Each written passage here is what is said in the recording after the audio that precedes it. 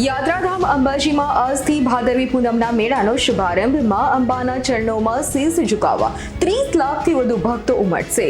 બોલ માડી અંબે જય જય અંબેના નાદથી ગુંજી ઉઠશે રસ્તાઓ। જાણો છો કે આગામી સમયમાં આવતીકાલથી જે ભાદરવી પૂનમ મહામેળો જે ચાલુ થઈ રહ્યો છે એમાં ખાસ કરીને પોલીસ વિભાગ તરફથી તમામ માઈ ભક્તો માટે કડીક સુરક્ષા વ્યવસ્થાનું આયોજન કરવામાં આવ્યું છે।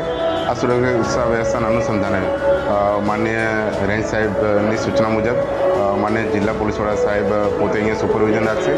તેમજ આ સમગ્ર બંદોબસ્તમાં 20 જેટલા ડીવાયએસપી, 56 જેટલા પીઆઈ અને 175 જેટલા પીએસઆઈ કક્ષાના અધિકારીઓ આ સમગ્ર ભાદરવી પૂનમના મહામેળા માટે અંબાજી જીએસઆરટીસી 1000 જેટલી બસો અને લગભગ 5000 જેટલા ડ્રાઈવર કંડક્ટર અધિકારીના સ્ટાફ સાથે અલગ અલગ જગ્યાએ 10 જેટલા બસ સ્ટેશનો બનાવવાના છે અને તેમાંથી ગુજરાતના અલગ અલગ ખૂણા જવા માટેની બસોનું સંચાલન કરવામાં આવનાર છે, જેથી કરી અને ગુજરાતના અલગ અલગ ખૂણાથી આવતા યાત્રિકો અને દર્શનાર્થીઓને પોતાના માદરે વતન જવામાં કોઈ પણ પ્રકારની તકલીફનો સામનો ન કરવો પડે। આ જિલ્લામાંથી બીજા જિલ્લામાંથી યાત્રીઓ જુદા જુદા જગ્યાએથી અખવાડાએ આવે છે। એ માટે આપણે ચંડીસરથી અંબાજી, આંબાઘાટાથી અંબાજી અને આ બાજુમાં ખેરોજથી અંબાજી સુધી કુલ 26 જેવા આપણે આરોગ્ય કેમ્પ ઊભા કર્યા છે, જેમાં 66 જેવા મેડિકલ ઓફિસર, 200 જેવા પેરામેડિકલ સ્ટાફ આપણે નિઃસંકોચ આપણે આરોગ્ય સેવા આપવાના છીએ તથા 11 એટલી 108 તથા જે પીવાના પાણીનું ક્લોરિનેશન આપણે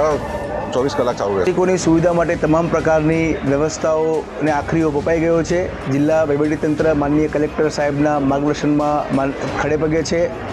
પોલીસ વિભાગ દ્વારા પણ એસપી સાહેબના માર્ગદર્શનમાં પોલીસ વિભાગ દ્વારા પણ પૂરતી તૈયારીઓ થઈ ગઈ છે। તમામ વિભાગો સુસજ્જ છે। માય ભક્તોને કોઈપણ પ્રકારની તકલીફ ન પડે, પદયાત્રીઓને કોઈપણ પ્રકારની તકલીફ ન પડે તે માટે તમામ પ્રકારની સુવિધાઓ પૂર્ણ થઈ ગઈ છે અને આપ સૌના માધ્યમથી માય ભક્તોને આ મહામેળામાં પધારવા હાર્દિક આમંત્રણ છે। જય અંબે।